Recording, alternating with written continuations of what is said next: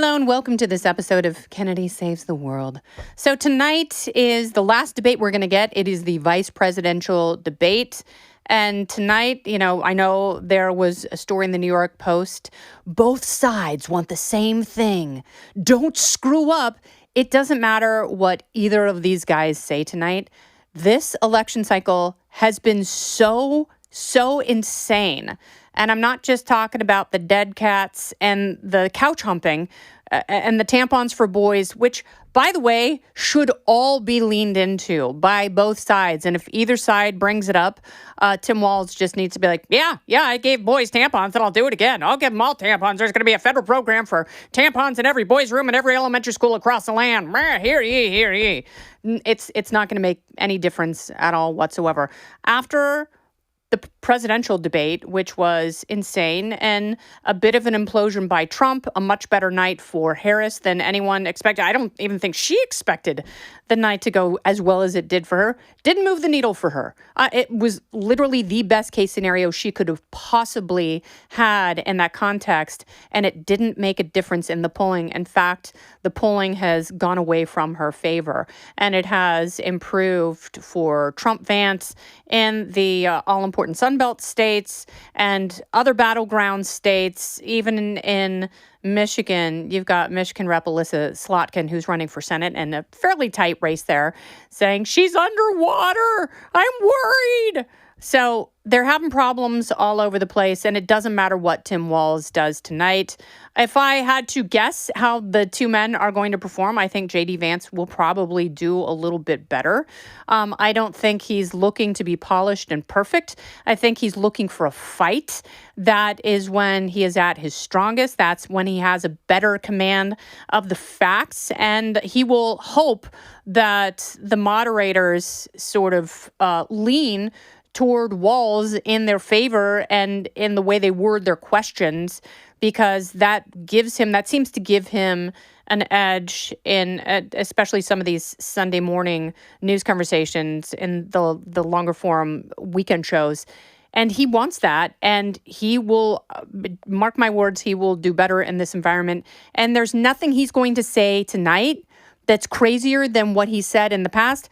Sure, he can clarify comments that he made to Tucker Carlson about, unhumpable cat ladies.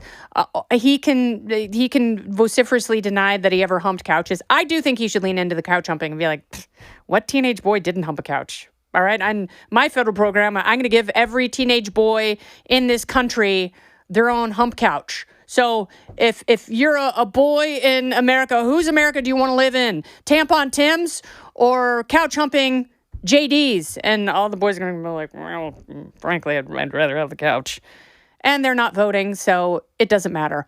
But it honestly, think about probably the most famous vice presidential debate moment in the modern era, which no one cares about VP debates. And you'd be hard pressed, other than the fly on Mike Pence's head, you'd be hard pressed to really conjure anything meaningful from some of the vice presidential debates. The one time someone landed a death blow, it was Lloyd Benson against my one-time imaginary boyfriend, J. Danforth Quayle III.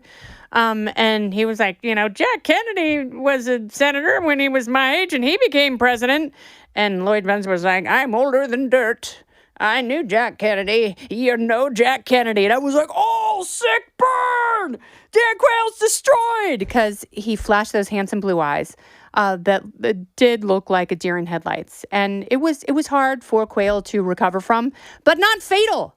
That was not the 1992 vice presidential debate. That, my friends, was the 1988 vice presidential debate. And guess who won that year? George H.W. Bush and Dan Quayle. You can have an absolute death blow, and it doesn't matter. Which, maybe debates are completely meaningless at this point. We used to have 3. The Commission on Presidential Debates had a stranglehold on these things. The only thing that would have made a difference in this year's debate is if you had all the somewhat over a percentage point or more viable presidential candidates on the same stage. Cornel West, Jill Stein, RFK Jr., if he were still in the race, Harris, and Trump. If they were all on the stage and the other three were pressing the duopoly candidates, then yes, that would have been an interesting debate because they would have done a better job pressing them than David Muir. Actually, we talked to the city manager of Springfield, Ohio. So we'll see if it's a stupid wankathon tonight. It probably will. I don't even think it's worth a drinking game because it's a Tuesday night. Save your liquor points for later in the week. Watch the debate, and we'll recaucus and determine whether or not J.D. Vance was the all-out winner. I think he is going to have the kind of debate night that Kamala Harris had, and Tim Walz will go down in history as the most boring vice presidential candidate ever, who also happens to be the author of some of the worst policies in the country. That is a hard 1-2 punch, but somehow my man has put himself on the canvas with his own swinging, boring fists. So we'll be watching and probably yawning. This has been Kennedy Saves the World. I'm Kennedy. Listen ad-free with a Fox News Podcast Plus subscription on Apple Podcasts, and Amazon Prime members can listen to this show ad-free on the Amazon Music app. Oh, go ahead and leave me a review while you're there. I'd love to hear what you have to say. You've been listening to Kennedy Saves the World on the Fox News Podcast Network.